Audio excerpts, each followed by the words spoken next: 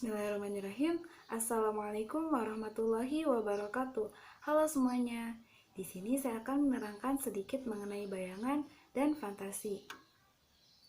Perlu kita ketahui terlebih dahulu pengertian apa itu bayangan dan apa itu fantasi. Istilah bayangan sering disebut pula dengan istilah tanggapan. Adapun perbedaan antara persepsi dan tanggapan, yakni pertama, persepsi membutuhkan objek yang nantinya akan menimbulkan gambaran persepsi. Sedangkan tanggapan tidak dibutuhkan adanya objek. Yang kedua, persepsi terikat pada waktu dan tempat. Sedangkan pada tanggapan, orang dapat membayangkan atau menanggapi setiap waktu dan setiap tempat. Kemudian pengertian fantasi. Menurut Yanto Subianto, fantasi adalah kemampuan jiwa yang dapat membentuk tanggapan-tanggapan atau bayangan-bayangan baru. Sedangkan menurut Julianto Simanjuntak, fantasi adalah kemampuan jiwa yang dapat membentuk satu tanggapan baru dengan pertolongan tanggapan yang lama. Kemudian tujuan.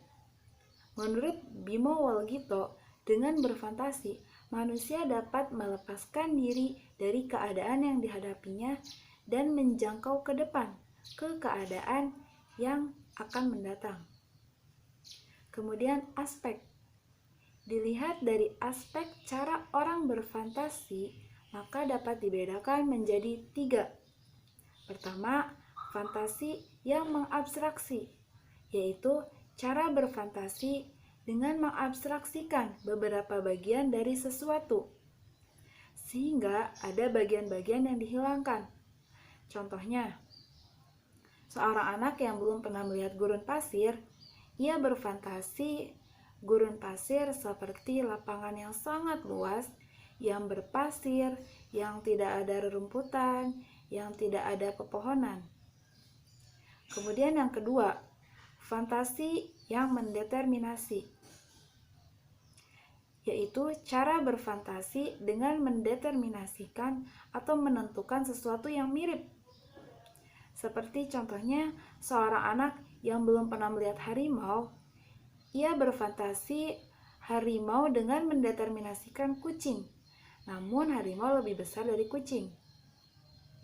Yang ketiga, fantasi yang mengombinasi, yaitu cara berfantasi dengan mengombinasikan pikiran-pikiran atau bayangan-bayangan yang ada pada diri seseorang yang berfantasi.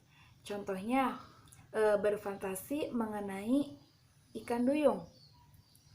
Ia akan beranggapan bahwasannya ikan duyung itu berkepala wanita dan berbadan ikan, gitu.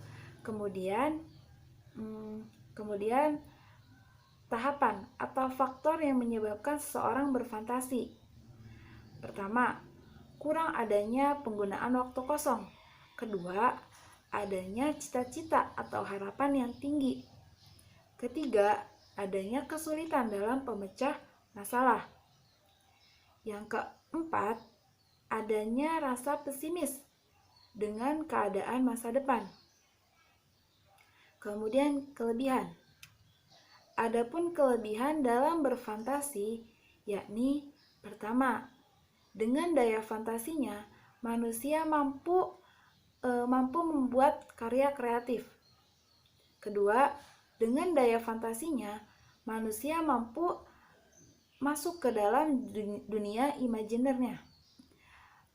Seperti misalnya ketika sedang membaca novel atau membaca buku. Kemudian yang ketiga, dengan daya fantasi pasif atau melamun, manusia dapat menghibur dirinya sejenak, asalkan tidak terus-menerus. Kemudian kekurangannya ketika seseorang terbiasa dalam melamun, terlarut dalam melamun, maka ia akan kesulitan ketika menghadapi keadaan di dunia nyata atau di dunia atau di dunia bukan imajinernya, begitu. Mungkin cukup sekian dari saya, kurang lebihnya mohon maaf. Assalamualaikum warahmatullahi wabarakatuh.